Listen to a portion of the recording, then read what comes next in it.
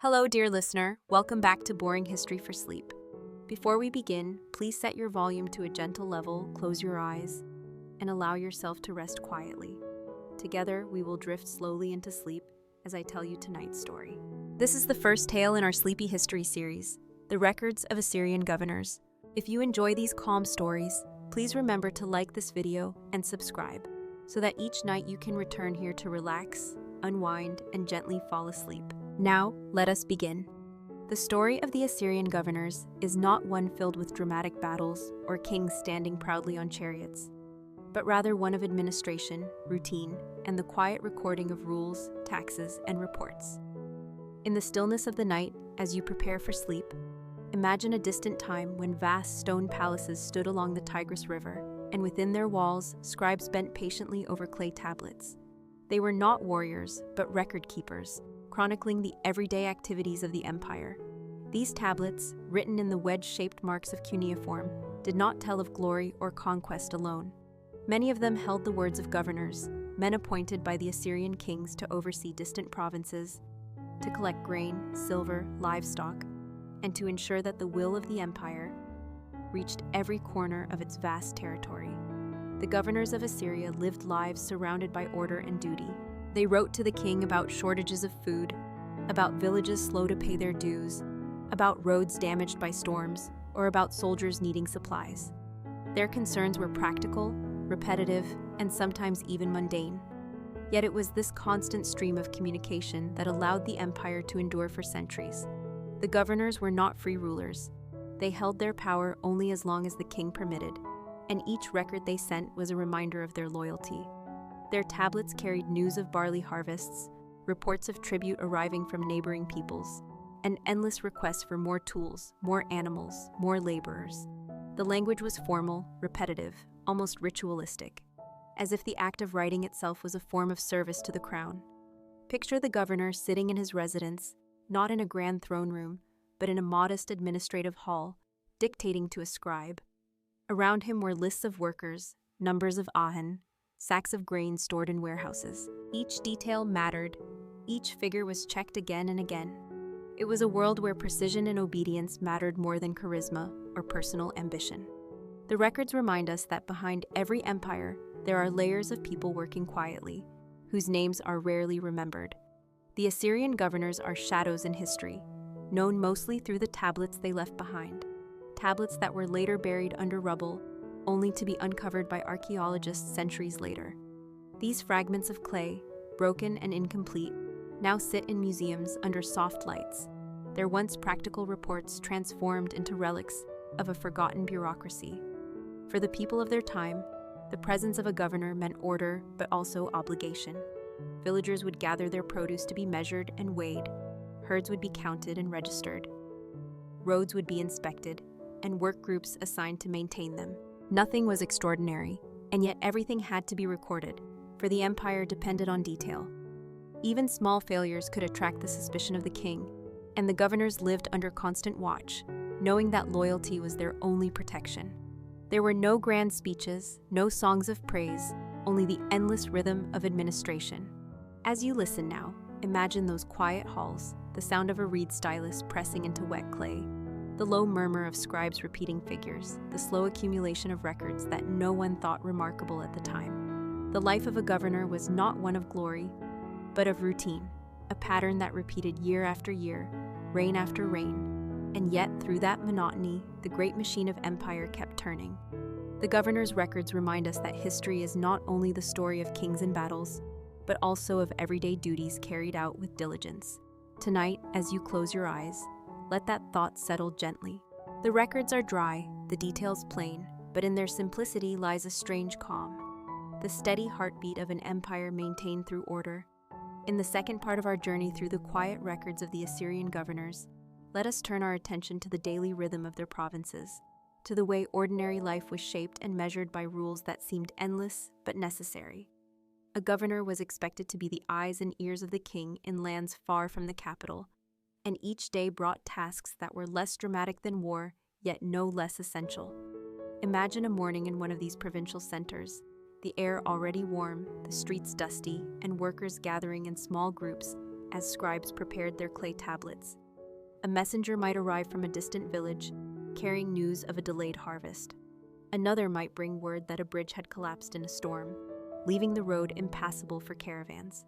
The governor's responsibility was not to fight battles himself, but to make sure that life continued in an orderly fashion, that the flow of goods, taxes, and tribute never stopped. Each issue required a record. Each decision required a note. This endless process of writing created a pattern of calm predictability that supported the empire. The governors, though far from the center of power, lived with an awareness that their survival depended on pleasing the king. Even minor oversights could be taken as negligence. That is why the records are filled with small details that seem unremarkable to us, but were matters of great importance at the time. A shortage of barley for the army could spark suspicion. A missing tribute from a vassal state could invite punishment. To avoid blame, governors relied heavily on scribes, those tireless recorders who sat for hours carving tiny marks into clay. Together, they created a world of words and numbers where nothing escaped attention. The people under their rule, farmers, shepherds, craftsmen, all felt the presence of the governor even if they rarely saw him in person. Their obligations were counted in measures of grain, in flocks of sheep, in jars of oil. A farmer did not simply live for himself or his family. He lived also for the record that noted his contribution. In this way, the system created a quiet rhythm, a sense that every life was part of a larger mechanism. At times, the governor's records described disputes between villages over boundaries or access to water.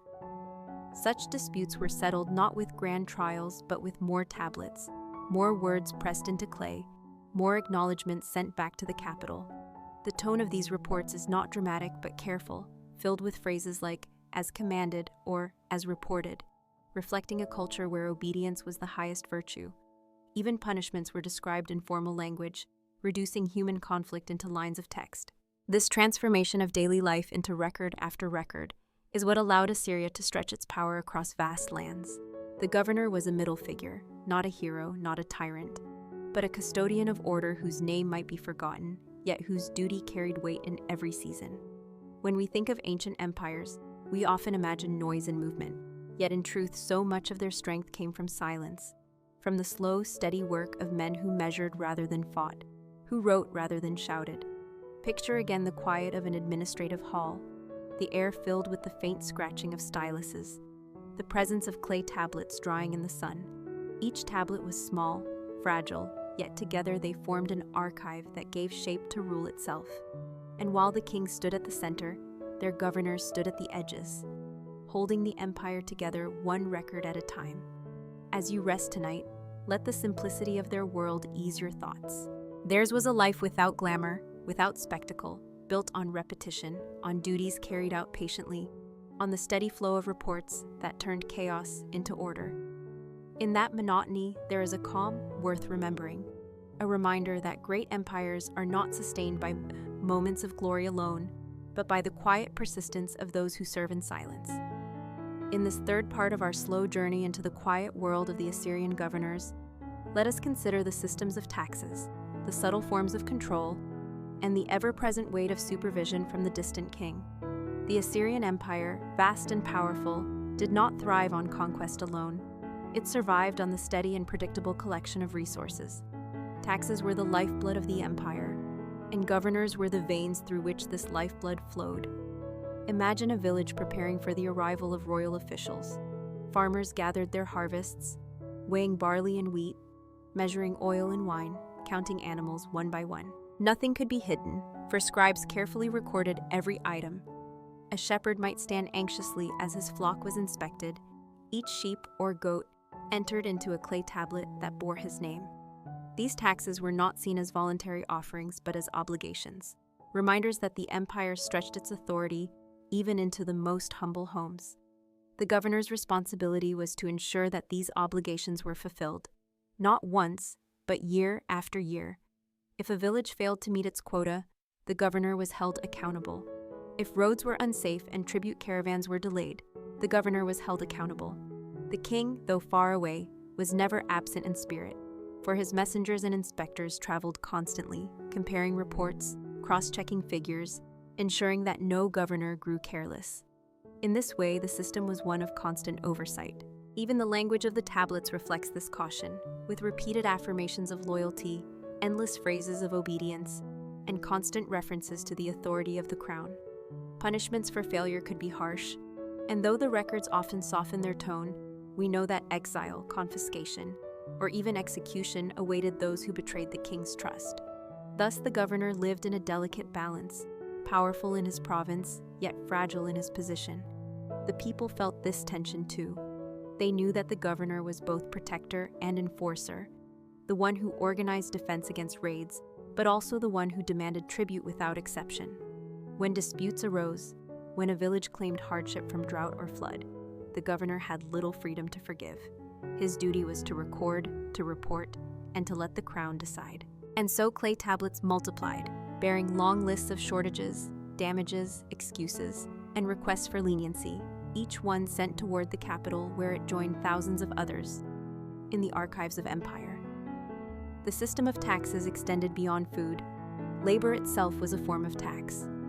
Villagers were summoned to repair canals, to build roads, to carry materials for fortifications. Men and women alike contributed their time, and this too was recorded. A tablet might list names of workers, the days they served, the tools they used. Such detail was not for curiosity, but for control, ensuring that no one escaped obligation. For the governors, the task was endless, a cycle that repeated with the seasons, demanding vigilance without reward. What is striking when reading these records today is not their drama, but their repetition. Again and again, we see requests for more grain, for more soldiers, for more carts. Again and again, we read assurances that orders have been obeyed, that tribute has been sent, that loyalty remains firm. The monotony of these words reveals not laziness, but discipline, the quiet insistence of an empire that survived by holding its provinces in a web of careful attention. Even in times of peace, the pressure was constant. The governors were never truly free, for every decision, every shortage, every delay risked suspicion. Imagine the strain of living under such conditions, where even a storm that destroyed a bridge could become a matter of loyalty. Yet this was the price of empire, and the governors carried it without question. As you drift deeper into rest, think of those long lines of cuneiform marks, pressed patiently into clay by tired scribes, carried across distances to assure a king that order prevailed. In those marks, in those silent symbols, lies the story of an empire built not only on conquest, but on the quiet weight of duty, on the constant watchfulness that bound governors to kings and villagers to governors, in a chain that stretched across centuries. It is not a story of sudden action, but of slow persistence, a reminder that the machinery of power often turns in silence.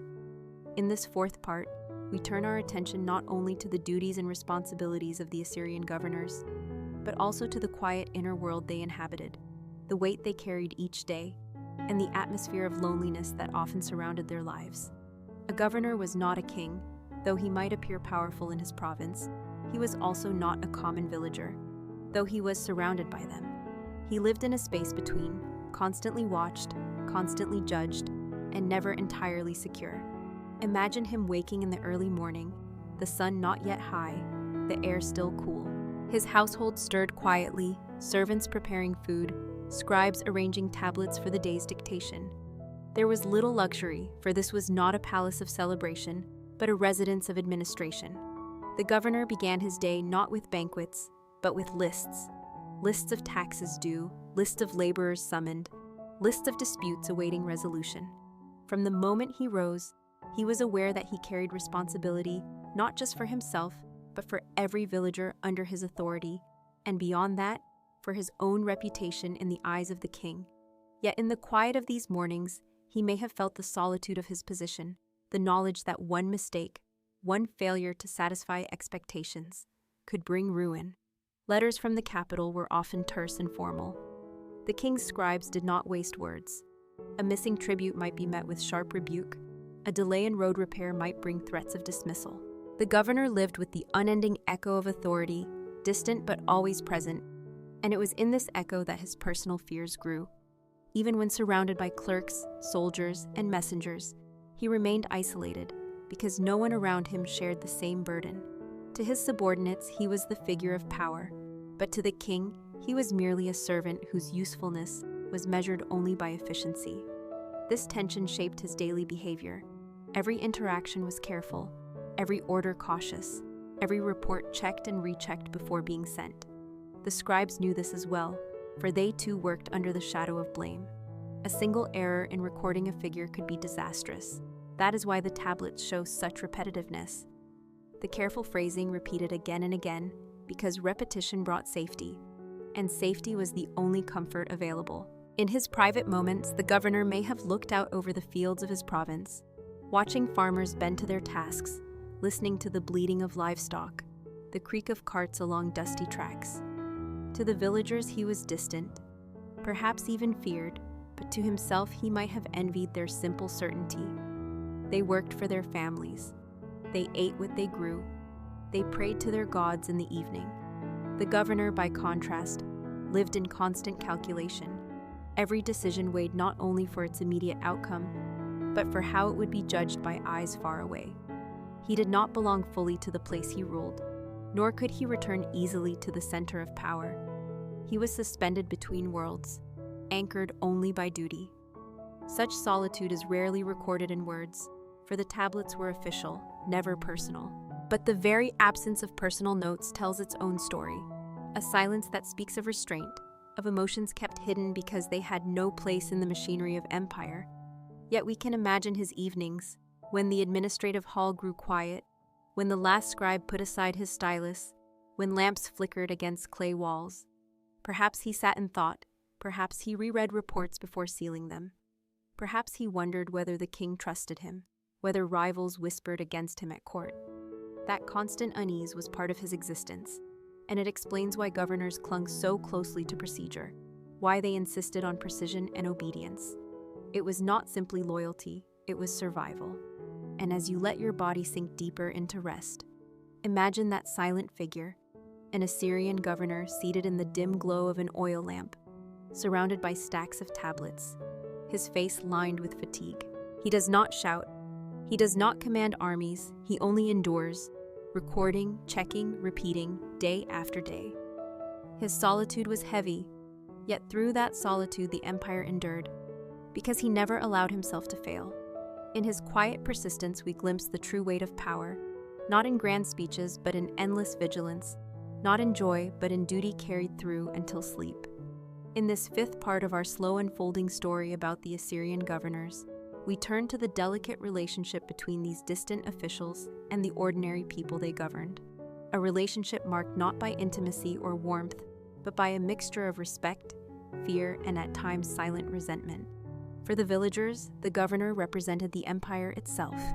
He was the figure who demanded taxes, who called for labor, who enforced the orders of the king. When a farmer saw the governor's scribes arrive in the village, carrying clay tablets and styluses, it was not a moment of joy, but a reminder that obligations had come due once again. The people bowed, they offered what was requested, they spoke carefully, because they knew that their words could be twisted into signs of disloyalty. The governor, for his part, did not often mingle with the villagers. He lived in a residence set apart, surrounded by guards and administrators, appearing only when inspections required his presence. When he did appear, he carried himself with formality, dressed not in splendor, but in a way that reminded people of his authority. He did not need to shout, for the weight of the empire stood behind his every word. The villagers knew that even a small disobedience could bring punishment, and though the tablets rarely describe punishments in detail, we can imagine that fines, confiscations, or forced labor awaited those who resisted. Yet despite this atmosphere of authority, the relationship was not purely harsh. The governor also had a duty to protect the people.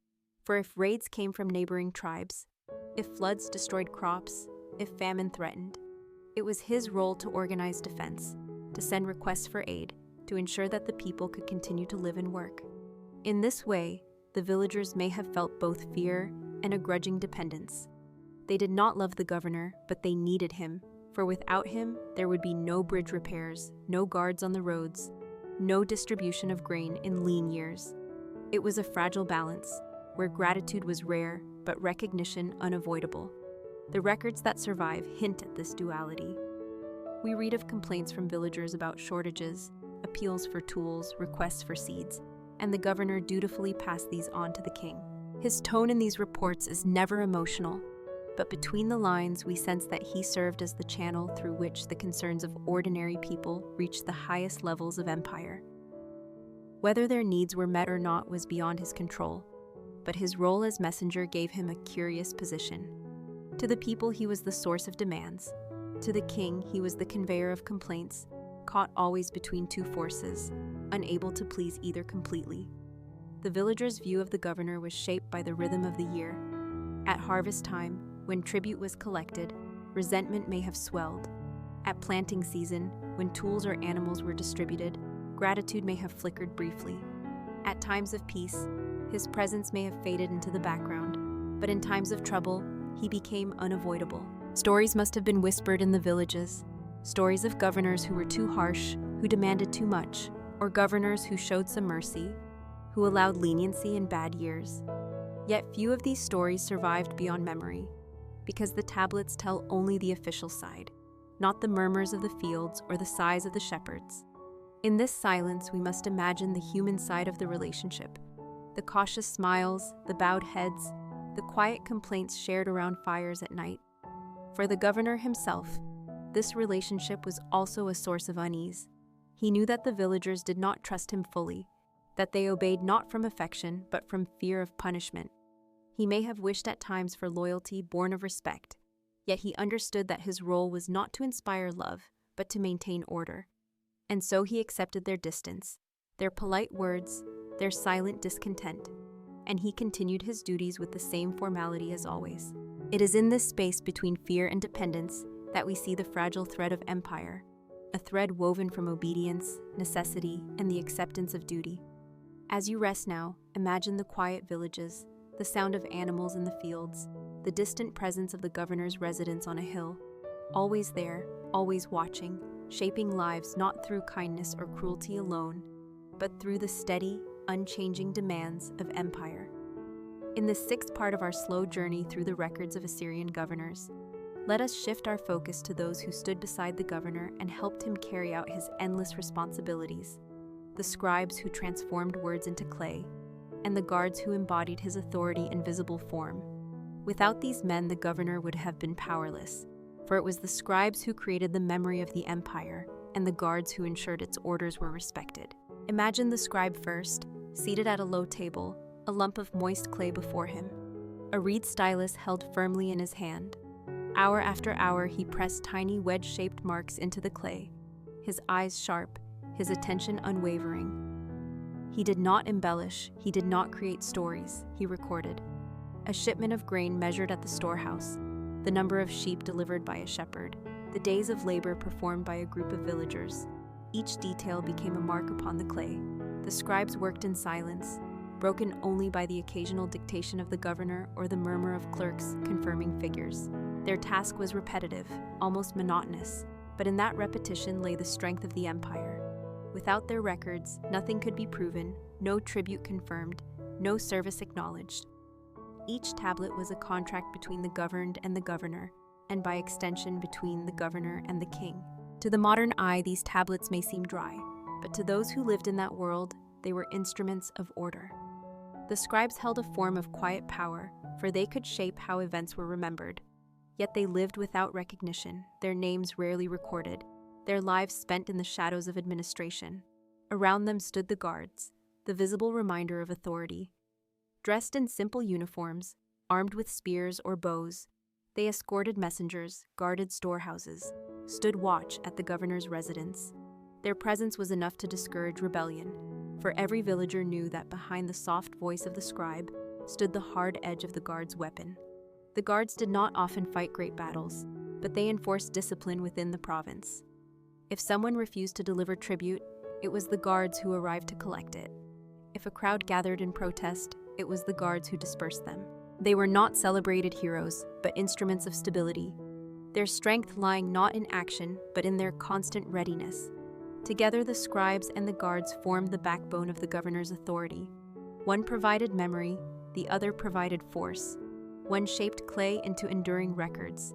The other ensured that those records carried weight in the real world. The governor depended on both. and the empire depended on the cooperation between them. In the governor's hall, you could see the harmony of these roles.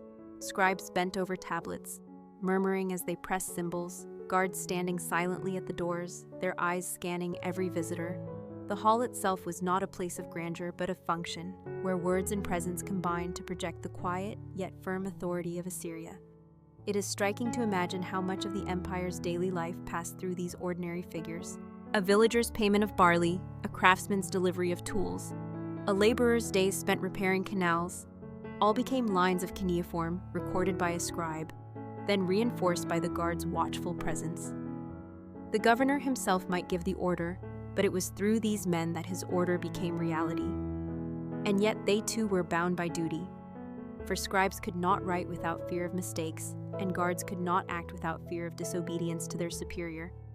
They lived under the same shadow of the king's authority, distant yet absolute. As you let your eyes close and your breathing slow, think of those quiet figures, the scribes pressing marks into clay, the guards standing firm in the doorway. Their lives were not marked by glory, but by endless duty, and in that duty the empire endured. They remind us that behind every figure of power stands a host of unseen workers, whose persistence creates the fabric of history. Their presence was steady, their contributions uncelebrated, yet their silence is what allowed the machinery of empire to turn without pause. In this seventh part of our journey through the records of Assyrian governors, we turn to the network of messengers and communications that linked the far-flung provinces to the distant capital, a system of constant supervision that ensured no governor ever truly felt free from the king's gaze. The Assyrian Empire stretched across vast distances, and yet its rulers managed to maintain control through a steady stream of reports, orders, and responses carried on foot, on horseback, and by caravan. Imagine a dusty road stretching between cities, the steady sound of hooves and sandals pressing into the earth as messengers hurried with sealed tablets tucked safely into satchels. Each message was written in the careful wedge-shaped strokes of cuneiform, hardened in the sun and wrapped for protection. When a governor dictated a report, it might travel days or weeks before reaching the royal palace, but the knowledge that it would arrive eventually weighed heavily on him. He could not escape the need to write, to report, to explain. Even the smallest matter might be demanded by the crown, and silence was never an option. The messengers themselves were not men of high rank, yet they carried the weight of empires on their backs. Without their relentless movement, the system of oversight would collapse.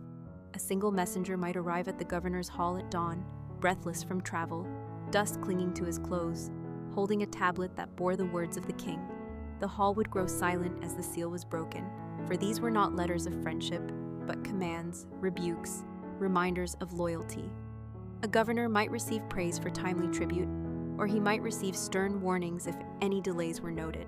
The tone was always formal, never warm, and it carried the unspoken threat that failure would not be tolerated. Thus, the governor lived in a state of constant anticipation, waiting for the arrival of new orders, fearing what they might contain. The records that survive reveal how this network of communication bound the governors into a web of accountability.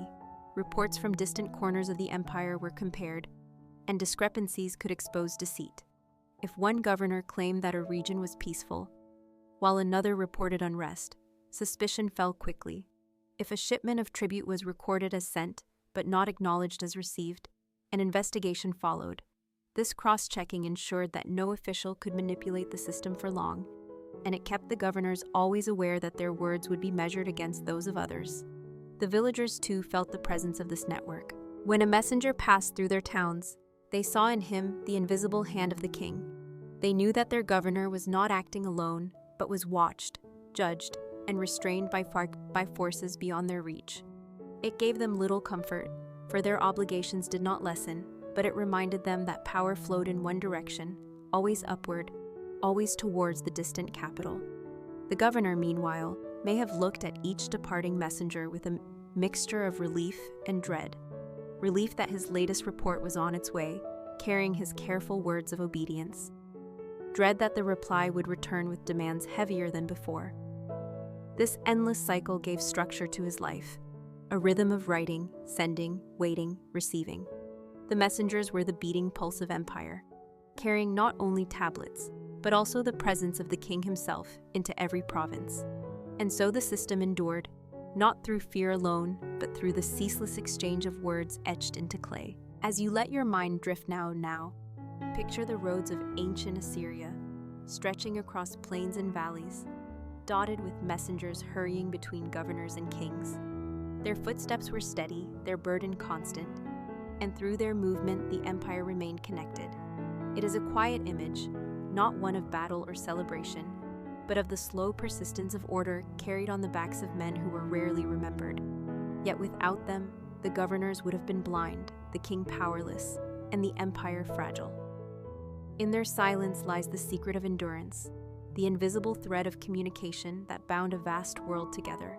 In this 8th part of our quiet exploration of the records of Assyrian governors, let us turn our attention to the storage of resources, the grain warehouses, the armories, and the endless lists of supplies that formed the hidden backbone of the empire. The governors were not only administrators of tribute and taxes, but also custodians of stockpiles, responsible for ensuring that food, tools, and weapons were always ready when called upon. Imagine the warehouse of an Assyrian province, a long mud brick building with thick walls to keep out heat and rain, guarded by watchmen, its air filled with the dry smell of barley and wheat. Inside, workers carried baskets of grain, pouring them into great jars or piling them in sacks along the walls. Each delivery was measured carefully, each basket counted, each entry pressed into clay by a scribe sitting nearby. The governor did not measure with his own hands, but he inspected the records, checked the totals, and signed his approval before the tablets were sealed. Grain was more than food. It was the currency of survival, used to feed soldiers, to reward loyalty, to sustain the workers who built roads and canals. To mismanage the warehouses was to invite disaster, and governors lived under constant pressure to ensure nothing spoiled, nothing was lost, nothing went unrecorded. Alongside the granaries stood the armories, where weapons of war were stored in careful order. Spears, bows, shields, and helmets lined the racks. Bronze blades gleamed faintly in the light of oil lamps, and bundles of arrows were stacked neatly for inspection. Even in times of peace, the weapons had to be maintained, oiled, repaired, and counted. Soldiers assigned to guard duty were also responsible for checking these supplies, and scribes once again recorded each item, turning even instruments of war into symbols on clay. It was not glory, but routine, not triumph, but inventory. And yet through these records, the empire ensured it could always rise to meet threats. The governor did not swing the sword, but he carried the weight of responsibility for making sure the sword was sharp, the shield strong, the warehouse full. The villagers felt this indirectly, for much of their tribute was funneled into these storerooms. A farmer's barley might be eaten months later by soldiers on the march. A craftsman's tools might be stored until needed for repairs. A shepherd's animals might be driven into pens awaiting distribution. For the ordinary people, these resources were sacrifices. For the governor, they were obligations. For the king, they were assurance that his empire could endure. The tablets that survive often speak of shortages, of missing supplies, of urgent requests for replacements. A governor might write that rain had spoiled part of the harvest, that pests had eaten through stores, that an armory required new iron for spearheads. These reports were not dramatic, yet they reveal how fragile the system could be. A single failed harvest might ripple outward, weakening an army months later. A missing shipment of bronze might leave a garrison unprepared. Thus the governor's task was never ending, and his records reflect a constant vigilance that left little room for rest. To picture this world is to see rows of jars sealed with clay stoppers, to hear the muffled sounds of guards pacing outside, to imagine scribes bent over their tablets writing lists of grain and arrows late into the evening. The governor may have walked through these storerooms, his steps echoing against stone floors, his eyes scanning the supplies, his mind turning over the numbers he would soon report to the capital. In that moment, he was less a ruler than a caretaker, ensuring that order and preparedness never wavered. As you let yourself drift further into calm, think of those silent storerooms, filled with grain and weapons, guarded in the night, recorded by careful hands. They were not places of excitement, but they were the heartbeat of the empire's endurance. Without them, armies would falter, workers would go hungry, and villages would collapse under hardship. The records remind us that history is built not only by kings and battles, but also by warehouses and the men who counted what lay within. In their monotony lies a strange comfort, the steady assurance that order was maintained day after day, year after year. In this ninth part of our slow unfolding through the records of Assyrian governors, we turn away from warehouses and armories, and instead look toward the rituals, the sacrifices, and the religious duties that shaped life in the provinces. For the Assyrians, the gods were not distant figures to be remembered only at festivals. They were present in daily life, and the governor, though not a priest, was expected to ensure that proper rituals were performed, temples maintained, and offerings delivered. Imagine a provincial temple standing on a raised platform of mud brick, its walls decorated with modest carvings, smoke drifting from braziers as priests tended small fires.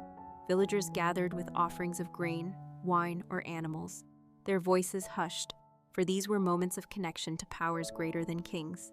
The governor did not lead the sacrifices himself, but his presence was often required to legitimize them. His attendance reminded the people that the empire and the gods stood together, that loyalty to the king and devotion to the divine were inseparable. Clay tablets survive that mention the delivery of offerings, reports of animals sent for sacrifice, notes on festivals held in honor of Ashur, Ishtar, or other deities of the Assyrian pantheon. These entries are brief, formal, without detail of emotion, but behind them we can imagine the careful planning required. The governor ensured that priests had the resources they needed, that processions occurred on time, that villagers fulfilled their ritual obligations. Even failure in ritual could be seen as a failure of governance, for an empire that angered its gods was an empire at risk. And so the governor recorded not only taxes and labor, but also sacrifices and ceremonies. The people, for their part, may have viewed these occasions with mixed feelings. On one hand, they were moments of gathering, of music, chanting, and a break from the grind of daily labor. On the other hand, they were also obligations, costs borne by villages that were already stretched thin by tribute. A farmer giving a lamb for sacrifice gave up part of his livelihood. A potter providing vessels for ritual lost work that could have fed his family. Yet to refuse was unthinkable, for the gods demanded their share, and the governor's presence made clear that the empire itself was watching. At night, when the fires of sacrifice flickered low and the smoke drifted into the sky, the governor may have stood silently beside the priests, listening to the chants, feeling the weight of expectation. He was not there to worship in personal devotion, but to embody the empire's duty to the divine. His presence alone transformed a local ritual into an imperial statement, binding the people more tightly to both their gods and their king. Over time, these ceremonies became part of the rhythm of provincial life. Just as tribute was collected at harvest, so too were sacrifices expected at festivals. Just as roads were repaired in spring, so too were temples cleaned and renewed. The records that survive may not describe the music or the smell of incense, but we can imagine the sensory world of these events. The slow beat of drums, the murmur of prayers, the sight of villagers bowing low, and behind all of it, the careful note of the scribe, recording the number of animals offered, the amounts of grain burned, the items distributed to priests. It was not romance but order, not passion but duty. And yet through this duty, the empire maintained its sense of legitimacy. For the governors, this role offered no relief from their solitude. They were still servants of the king, still watched and judged, but in these moments they also became custodians of the sacred, a role that added weight to their responsibilities. If sacrifices failed, if rituals were neglected, the people might whisper that the gods were displeased, and the king might hold the governor accountable. Thus the rituals were performed not only for faith, but for survival, part of the endless cycle of duty that defined their lives. As you settle more deeply into calm, imagine the flicker of temple fires, the low chanting of priests, the silent presence of a governor standing at the edge of the crowd, his mind already turning to the tablet he must send to the capital, reporting that all had been done as commanded. In that image we find once more the quiet monotony of empire, where even devotion was measured, recorded, and preserved in clay. In this 10th and final part of our quiet journey through the records of Assyrian governors, we step away from the bustling halls, the scribes, the guards, the warehouses, and the rituals, and turn instead to the fate of the records themselves, to the long centuries in which clay tablets were buried beneath the earth and forgotten until modern times. For while the governors worked tirelessly to keep the empire running, they could not have imagined that their carefully pressed marks would one day lie silent for millennia, their words unseen, their names lost, their duties forgotten. The Empire of Assyria, mighty in its time, eventually crumbled, as all empires do. Cities that once thrived fell to ruin, palaces collapsed, temples were abandoned, and the halls where governors once dictated reports grew silent, their walls crumbling into dust. Yet beneath the rubble, beneath layers of soil and stone, the tablets remained. They were fragile and small, but because they were made of clay, they endured.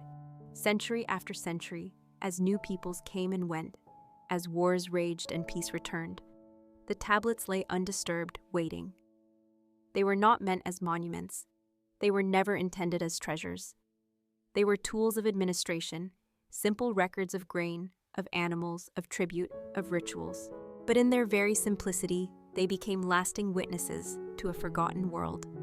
When archaeologists first uncovered these tablets in the 19th century, they were astonished. Piles of broken clay fragments, covered in tiny wedge-shaped symbols, emerged from the ruins of ancient cities. At first, they seemed insignificant, but slowly, as scholars learned to read cuneiform, the voices of the past began to speak again. The governors, silent for thousands of years, returned in the form of their words. Their complaints about shortages, their lists of tribute, their requests for tools, their assurances of loyalty, all became clear once more. We now know them not as individuals with faces or personalities, but as a chorus of officials bound by duty. Their lives, once so ordinary, so repetitive, have outlived kings and battles precisely because they were recorded so carefully. And so, when we speak of the Assyrian Empire today, we do not rely only on grand monuments or tales of conquest, but on the small, dry records of its governors, the men who kept the wheels turning silently in the background. In museums now, far from the dusty plains of Mesopotamia, these tablets sit in glass cases, their marks illuminated by soft light. Visitors pass by, pausing to read translations, perhaps marveling at how something so plain could survive so long. Few stop to imagine the world that produced them, the quiet halls of administration, the scribes hunched over clay, the governors pacing with worry, the villagers waiting outside with their tribute. Yet it is in those details that the empire truly lived, and it is in those details that we now glimpse a reality far more enduring than the noise of battle. The survival of these records reminds us that history is not only shaped by the extraordinary, but also preserved by the ordinary. The governors never sought glory, yet their duty left traces stronger than monuments of stone. Their words, once meant only for the eyes of kings, now reach across thousands of years to us, offering a glimpse into lives defined by responsibility and order. As you drift into the final stages of rest tonight, imagine those clay tablets lying quietly in the dark earth, untouched, undisturbed, patient through centuries until hands once more brought them to light. Imagine the quiet of the museum halls where they rest today, surrounded by silence, carrying with them the echoes of a world long gone. In their endurance there is calm, a reminder that what is simple, steady, and unremarkable may outlast the greatest of powers.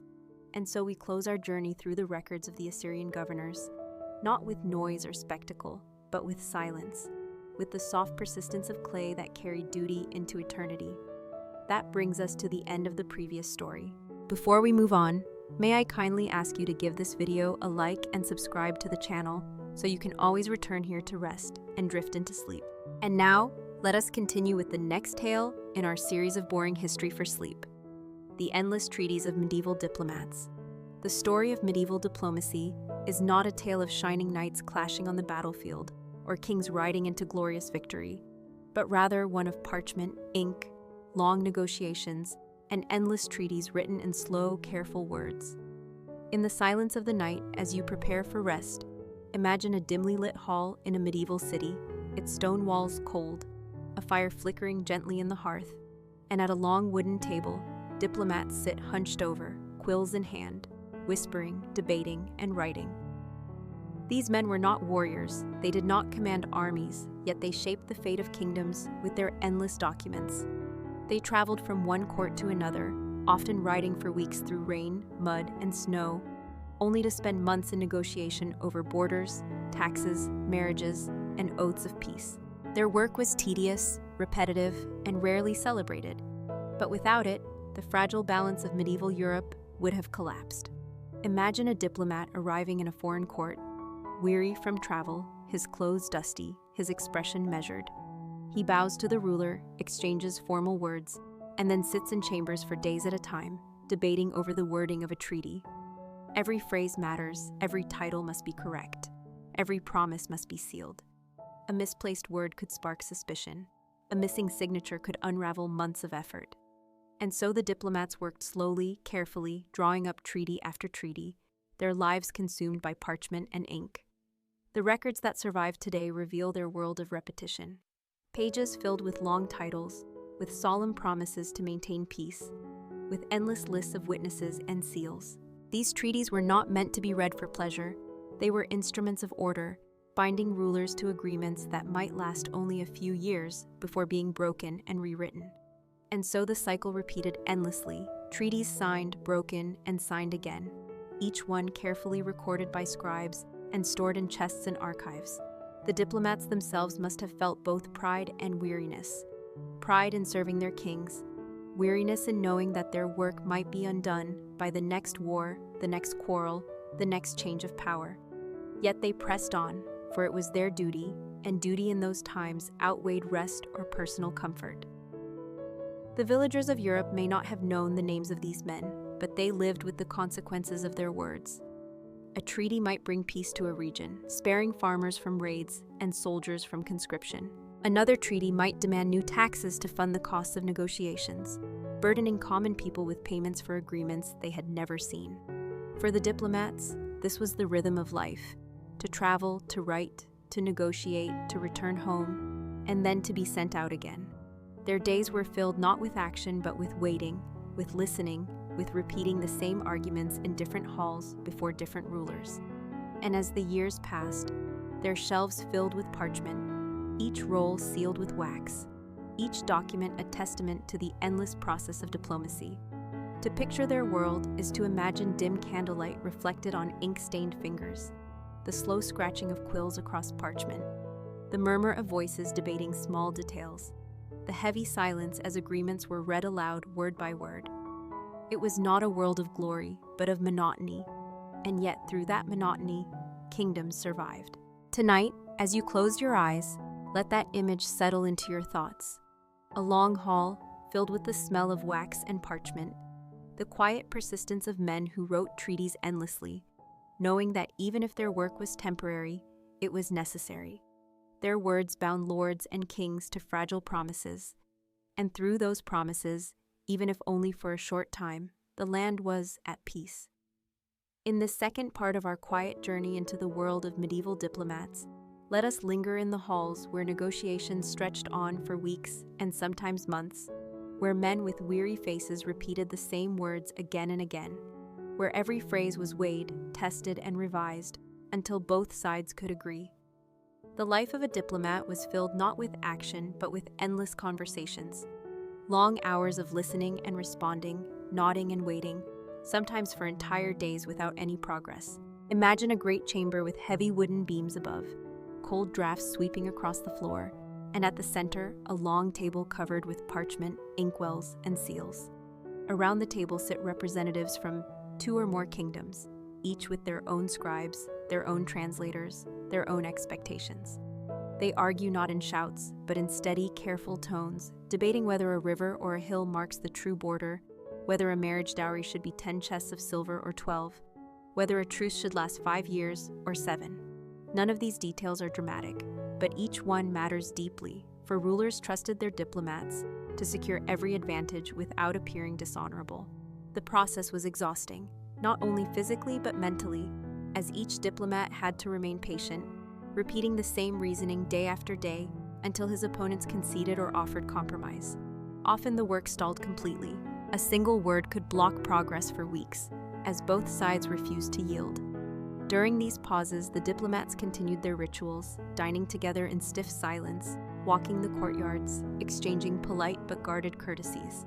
all while the treaty itself remained unfinished. The records that survive from these negotiations are filled with clauses that seem remarkably similar from one treaty to another. Promises of peace, pledges not to harbor enemies, agreements to return captured lands, obligations to provide troops or tribute in case of war, and long lists of names of those who swore oaths to uphold the agreement. Reading them today feels like reading the same text repeated again and again.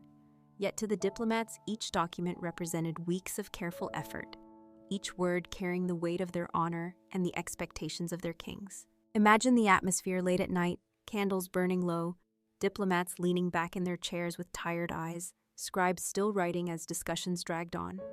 The diplomats may have felt frustration, yet they never abandoned courtesy, for in diplomacy, courtesy was a weapon as sharp as any sword. A pause before answering, a deliberate choice of words, even the tone of voice carried meaning. Everything was slow, deliberate, and filled with caution. To the villagers and townsfolk outside, life continued as normal. They may have heard rumors that peace was being negotiated, or that a new alliance was forming, but they rarely saw the diplomats themselves. Only when the treaty was signed and read aloud in public did they feel its effects, perhaps in the lowering of taxes during peace, or the sudden increase of levies when tribute was promised. For the diplomats, however, each day blurred into the next. The same debates repeated in slightly different words, the same parchment covered with slightly different ink, until at last an agreement was reached. And even then, they knew it was temporary. Another war, another dispute, another succession crisis would bring them back to the table, and the cycle would begin again. As you rest now, imagine the patience required to live such a life, the steady rhythm of words spoken and written, the endless repetition that seemed to stretch time itself. In their monotony lies a strange calm, a reminder that history often moves not through sudden events, but through slow processes that unfold in silence. The medieval diplomats endured that silence, turning it into treaties that kept kingdoms balanced for a little while longer. In this third part of our quiet exploration of medieval diplomats and their endless treaties, let us turn our attention to the role of marriage alliances, dowries, and the solemn promises made about children and succession, for these were among the most common and repetitive clauses written into the parchments of the age.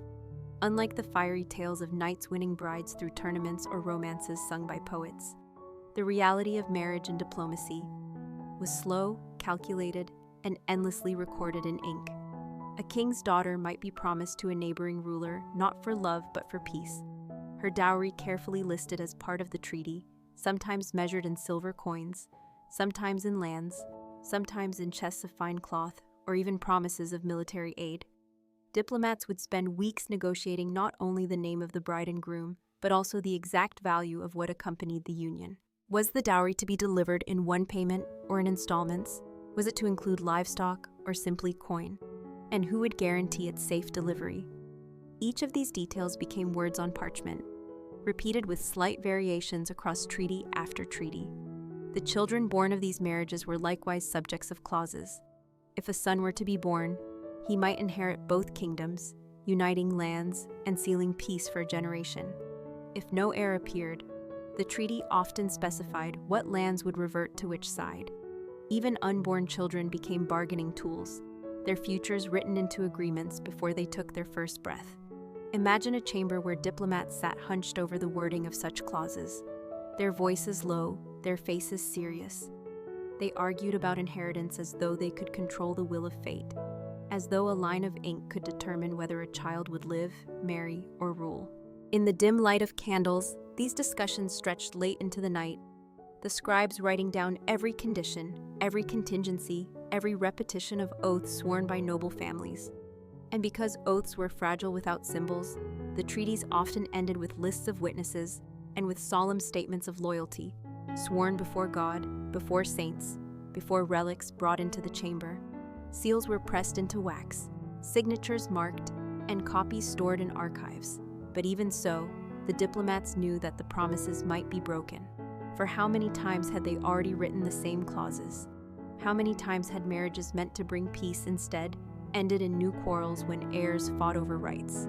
Yet the treaties continued because rulers demanded them, because marriages were cheaper than wars, because ink and parchment were easier to provide than armies and weapons. For the young women and men involved, The treaties were rarely kind. A princess might leave her homeland forever, sent to a distant land where she would be a stranger, her duty written in clauses she had never read. A prince might find himself bound to a marriage arranged years before he came of age, his life decided not by affection, but by ink. Yet for the diplomats, these were not tragedies, but practicalities, details to be measured and signed, clauses to be copied into yet another endless treaty. Imagine the tired hand of a scribe recording once more that the daughter of this king shall be given in marriage to that ruler, along with 50 horses and a dowry of 10,000 silver coins. And beside it another clause that their heirs shall inherit the lands agreed, provided loyalty remains firm. The words blur into one another, a sea of repetition. Yet in that repetition lay the fragile hope of peace. As you drift deeper into rest, picture the parchment unrolling across the table, the steady scratching of quills, the quiet murmurs of men shaping the future through marriages arranged, dowries counted, and unborn heirs discussed. It is not a story of passion, but of duty, not of romance, but of ink. And yet through these monotonous arrangements, kingdoms endured for centuries. In this fourth part of our quiet journey into the endless treaties of medieval diplomats, we turn to the ceremonies of signing and sealing, the long and deliberate rituals that accompanied the conclusion of every agreement. These were not dramatic moments filled with cheers and triumph, but solemn gatherings where rulers and their representatives gathered in silence, where words written on parchment were read aloud, clause by clause, before witnesses who stood stiffly in attendance. Imagine a great hall in a castle, its walls hung with tapestries, torches flickering against stone, the air heavy with the scent of wax. At the center stands a long table, covered in parchment rolls, inkwells, and heavy seals of metal and wax. Diplomats, weary from weeks of negotiation, straighten their backs as a herald begins to read. His voice echoes slowly through the chamber, repeating words that everyone present already knows. Promises of peace, lists of territories, oaths of loyalty, clauses of marriage and dowry. The reading takes hours, yet no one interrupts, for every word must be spoken aloud, every phrase must be heard and acknowledged.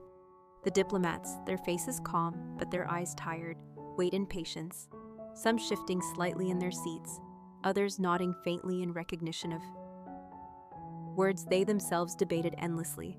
When the reading ends, the sealing begins. One by one, rulers or their representatives approach the table. They press their seals into warm wax, leaving impressions of lions, crosses, or coats of arms. The act is slow, deliberate, and repeated many times, for each copy of the treaty must be sealed, each copy authenticated, each version matched with care. Scribes hover close by, checking that the seals are firm, that the signatures are clear, that no mistake can later be claimed. Around the hall stand witnesses, nobles, clerics, knights, and envoys, each one recorded by name in the treaty itself. They stand not for participation but for presence, their very attendance meant to give weight to the agreement. In many cases, holy relics were brought into the hall, placed upon the table so that oaths could be sworn in their presence. A fragment of the true cross, the bones of a saint, a sacred gospel, all became silent participants in the ceremony. Hands were placed upon them as oaths were spoken, voices murmuring promises to uphold the words of the treaty under the eyes of God. These moments were not swift but extended, each oath repeated, each participant sworn, until the ceremony became an act of endurance. For the diplomats, this was the culmination of their work, yet it was also another beginning, for once the ceremony ended, they knew another mission would come, another treaty would require their presence, and the cycle would begin again. To the people outside, the ceremony might appear grand, but to those within, it was routine, another performance of ritual that they had seen many times before. The treaties themselves reflected this repetition, each one containing long lists of seals and witnesses, each one filled with formal language that changed little from one generation to the next. And yet, despite the monotony, these ceremonies mattered deeply, for in a world where promises were fragile, ritual gave them weight, turning words into obligations, parchment into law. Imagine the slow rhythm of the sealing, the heavy sound of wax pressed under a metal stamp, the murmur of scribes checking details, the hush of nobles watching.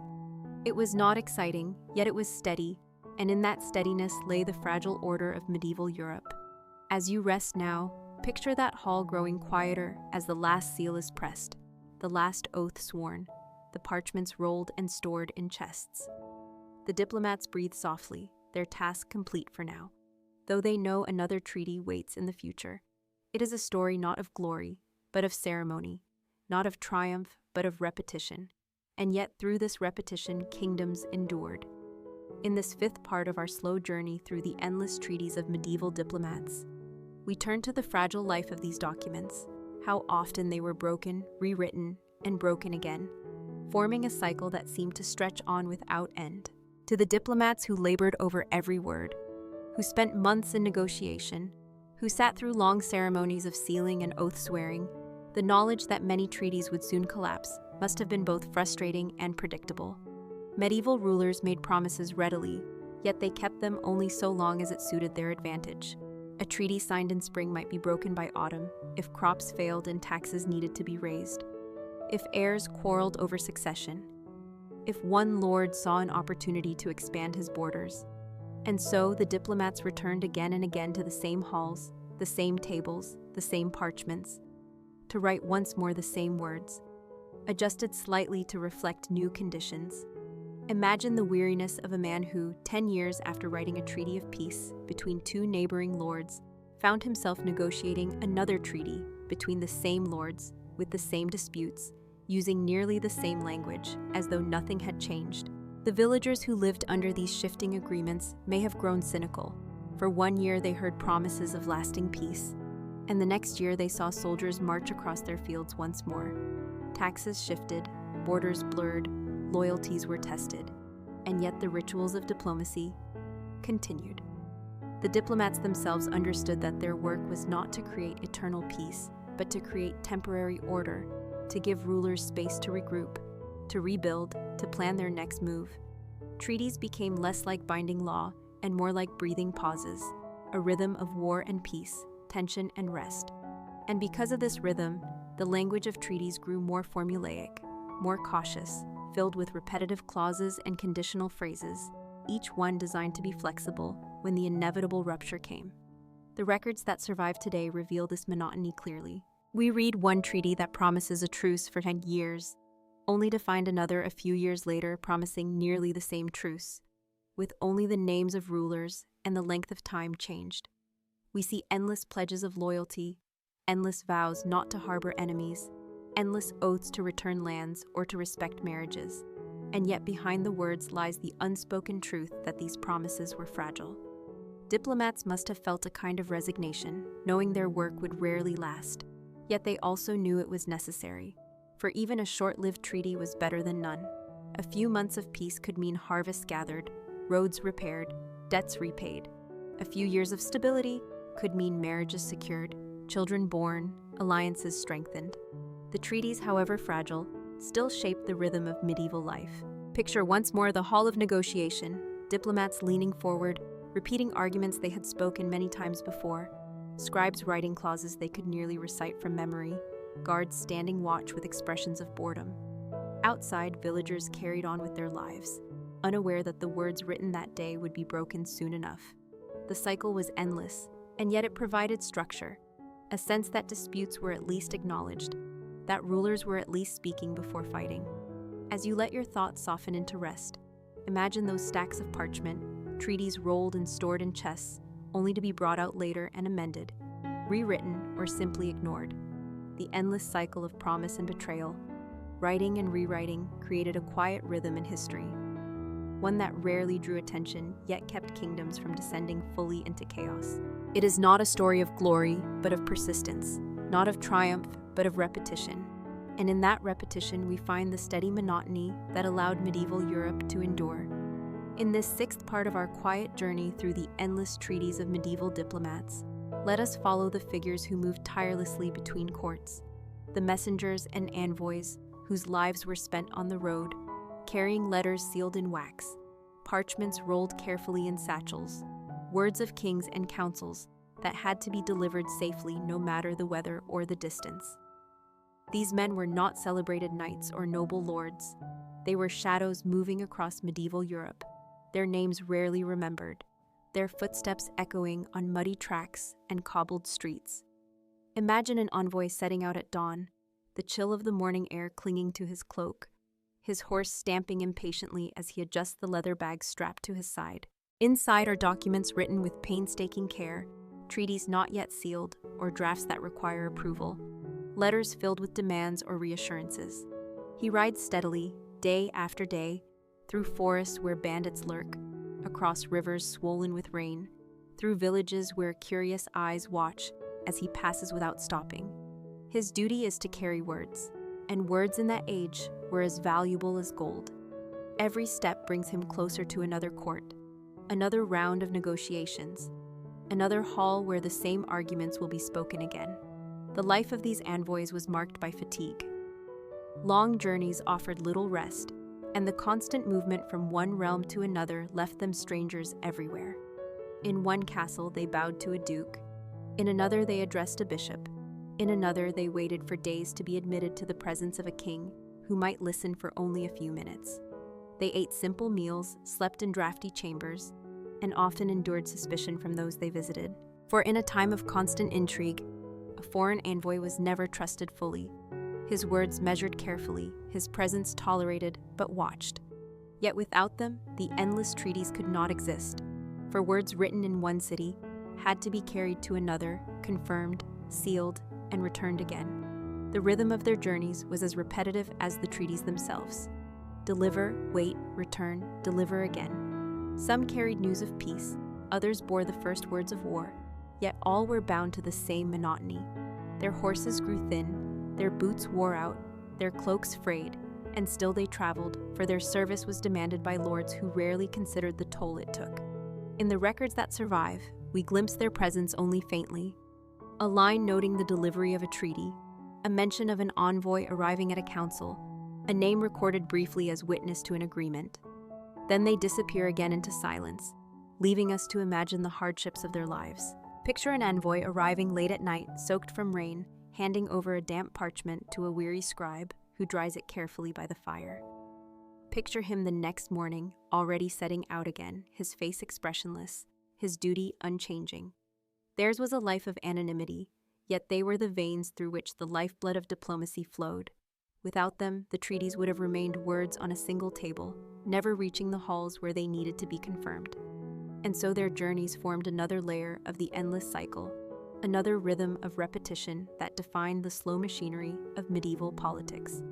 As you allow your thoughts to soften now, imagine the quiet roads of Europe centuries ago, envoys riding steadily under gray skies, their horses' hooves echoing, their cloaks heavy with rain, their minds fixed only on the duty of delivery. They did not seek fame, they did not hope for reward, they lived in the in-between spaces, carrying words that were not their own. And though their names are lost, the treaties they carried remain, silent witnesses to a world built on movement, endurance, and the endless patience of men who lived in transit. In the seventh part of our quiet exploration of the endless treaties of medieval diplomats, we turn our attention to the letters themselves, the long and elaborate pieces of correspondence that served as the foundation of negotiations. These were not simple notes but carefully constructed documents, filled with honorifics, titles, greetings, and repetitions that seem overwhelming to the modern eye, but were essential in the medieval world of ceremony and rank. Imagine a scribe seated at a desk in a dimly lit chamber, a candle burning low, a sheet of parchment stretched before him. The diplomat dictates slowly, his words chosen with precision, for the greeting of a letter could determine whether the recipient felt respected or insulted. A king could not simply be called king. He had to be addressed as Most Serene, Most High, and Most Christian Majesty, with every possible honor included. A duke demanded to be called Most Illustrious and Noble Lord, a bishop addressed as Most Reverend and Blessed Father.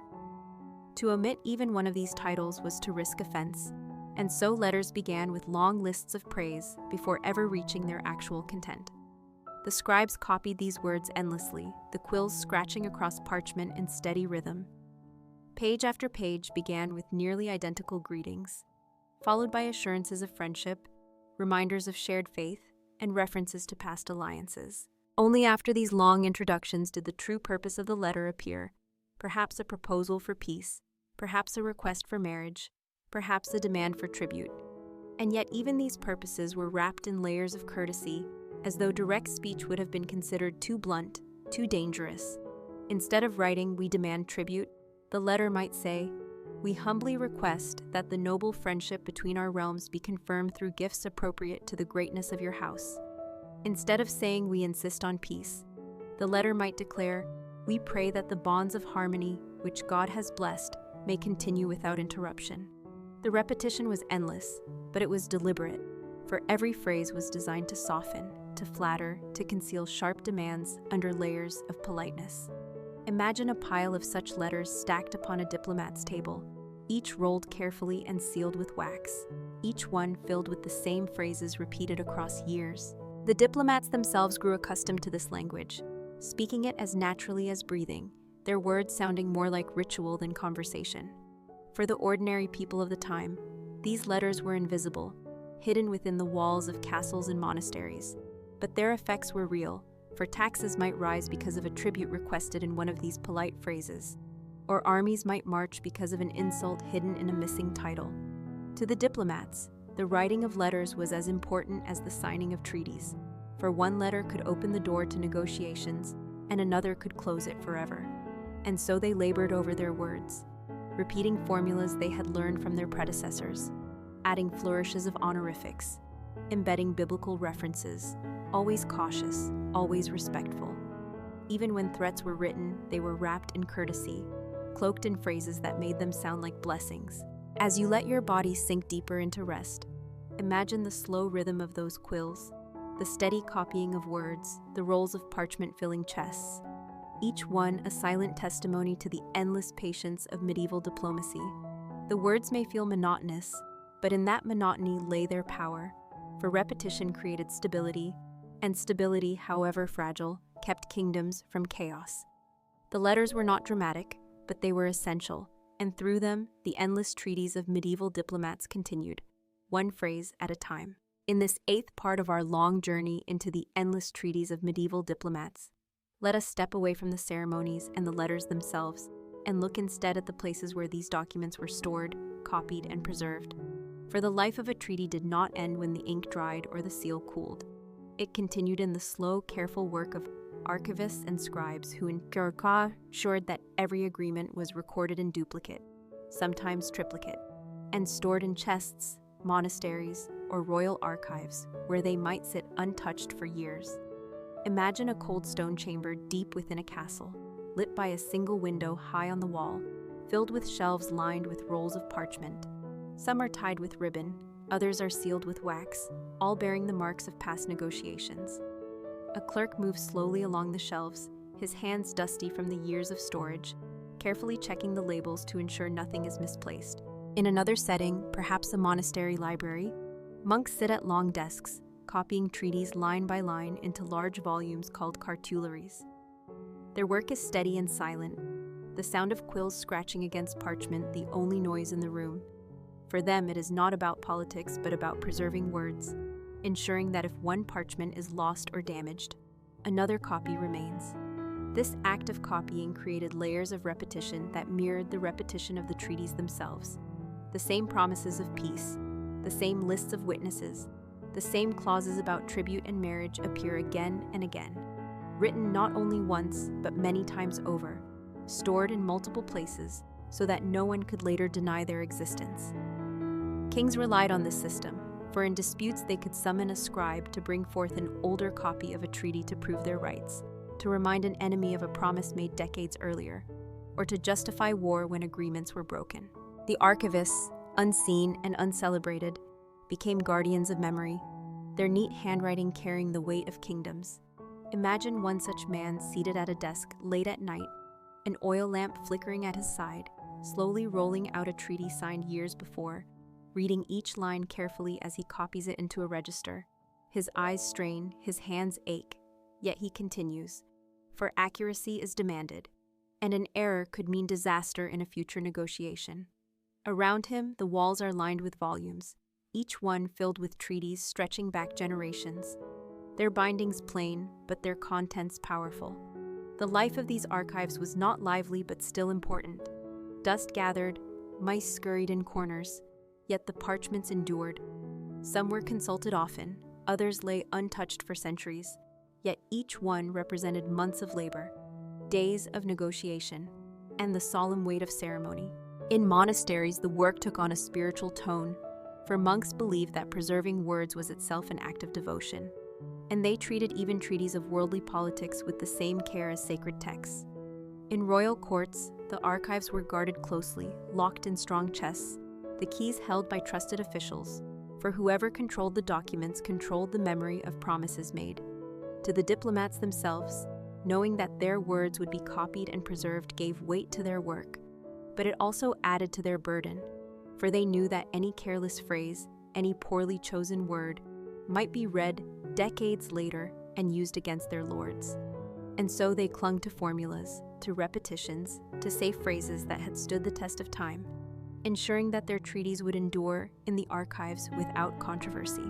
As you allow your breathing to slow, picture those quiet chambers, the dim light, the endless rows of parchment rolls, the steady scratching of quills as scribes copied words that were already familiar to them. The work was not exciting, but it was steady, and in that steadiness lay the endurance of medieval politics. The archives themselves became silent witnesses, preserving the endless treaties of medieval diplomats long after the men who wrote them had faded from memory. In this ninth part of our slow journey into the endless treaties of medieval diplomats, let us turn to the men themselves, to the quiet fatigue that weighed upon them as they realized that their work would never truly be finished, that each agreement carefully negotiated and solemnly sealed would one day be broken, that each letter carefully drafted would one day be ignored, and that their own lives were spent in a cycle of repetition without escape. Imagine a diplomat late in his career, his hair gray from years of travel and long nights of negotiation, sitting at a table covered with parchments that look almost identical to those he handled decades earlier. He has argued the same borders, weighed the same dowries, repeated the same titles of kings and princes, and watched the same ceremonies of sealing and oath-swearing, all while knowing that none of it would last. The peace he secured in his youth has already crumbled. The children promised in marriage have quarreled. The lands exchanged have been seized back in war. And yet here he sits again, preparing another treaty with the same words, the same structure, the same fragile promises. The weariness is not only in his body, but in his spirit.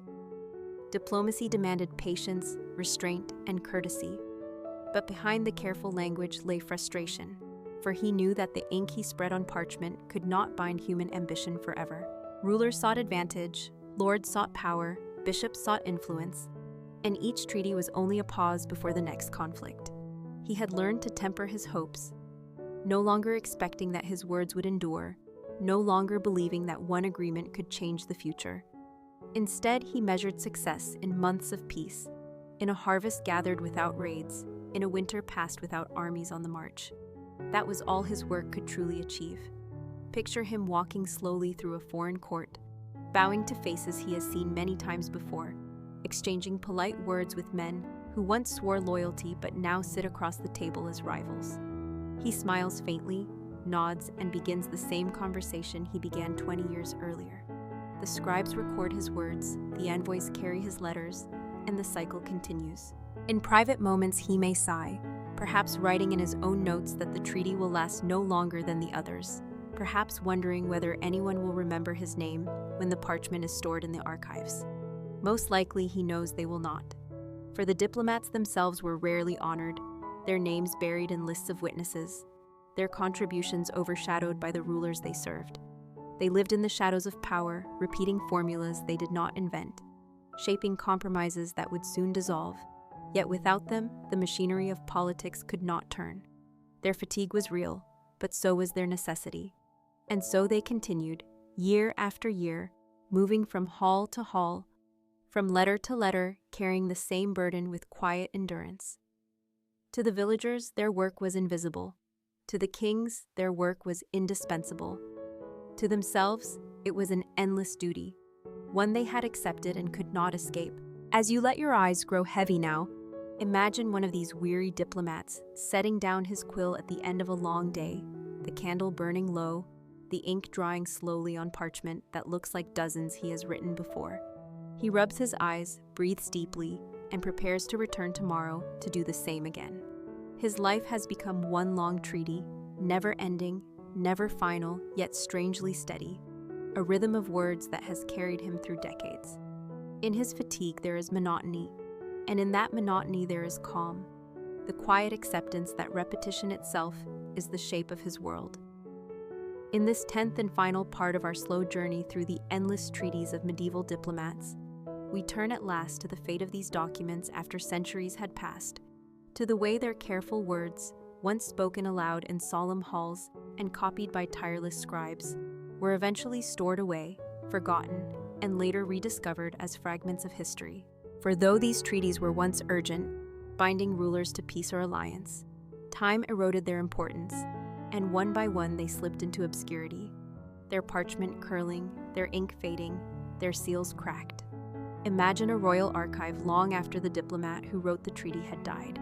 The shelves lined with bundles of parchment tied with ribbon, dust gathering in thick layers, mice nesting in corners, and clerks passing by without ever unrolling the documents. The treaties, once guarded with such care, became relics of disputes no longer relevant, their borders redrawn, their marriages dissolved, their promises forgotten. They lay silent, patient, untouched, until generations later someone unrolled them with curiosity rather than necessity. Some treaties were lost entirely, destroyed in fires, soaked by floods, or discarded when space was needed. Others survived, carried into monastic libraries, copied into great cartularies, preserved alongside sacred texts. Still others remained locked in chests for centuries, their seals still faintly visible, their language archaic, their clauses meaningless to the world around them. And yet, though their immediate purpose vanished, they gained a new kind of life. For when historians and archivists uncovered them, they revealed a forgotten rhythm of medieval politics, a world not only of battles and kings, but of words and patience. Through these treaties we now glimpse the work of the diplomats, the endless repetition of clauses, the careful rituals, the fatigue of men who spent their lives in negotiations that never truly ended. What was once routine has become memory. What was once monotony has become evidence, a record of the silent labor that held kingdoms together. Picture a modern scholar unrolling one of these parchments under the dim light of a library, his fingers tracing the faded ink, his eyes adjusting to the formal Latin phrases, his mind recognizing patterns repeated across centuries. He sees promises of peace between lords long dead, dowries paid for marriages that ended generations ago, oaths sworn before relics that no longer exist. And yet he understands their importance, for these forgotten treaties explain how kingdoms endured, how villages survived, how borders slowly took shape. The diplomats themselves may never have imagined that their work would be remembered in this way, but their words have outlasted them, carried not in the power they once held, but in the quiet endurance of parchment. And so we end with an image of shelves filled with these relics, silent witnesses to centuries of negotiation, each one a thread in the tapestry of history. They no longer carry urgency, they no longer demand obedience, but they remain, calm and still, reminders of the patience, repetition, and duty that defined an age. As you allow yourself to drift fully into rest, imagine those parchments resting quietly in archives, their ink faint, but their presence steady, their silence soothing. The endless treaties of medieval diplomats have ceased to bind kings, but they bind us now to memory, offering us calm reflection on the slow, repetitive work that once shaped Europe. They are no longer instruments of power, but lullabies of history, carrying us gently into sleep. Before we end tonight's story, here's a gentle reminder just for you. Try not to go to bed with a heavy stomach, and let your body rest lightly. If you can, set aside your phone for a little while before sleep, and let your mind breathe in the quiet. Remember that tomorrow will bring new moments, and you deserve to face them with calm and clarity. Thank you for spending this time with me. Sweet dreams, and I look forward to seeing you again tomorrow night, here at Sleepy Whisper.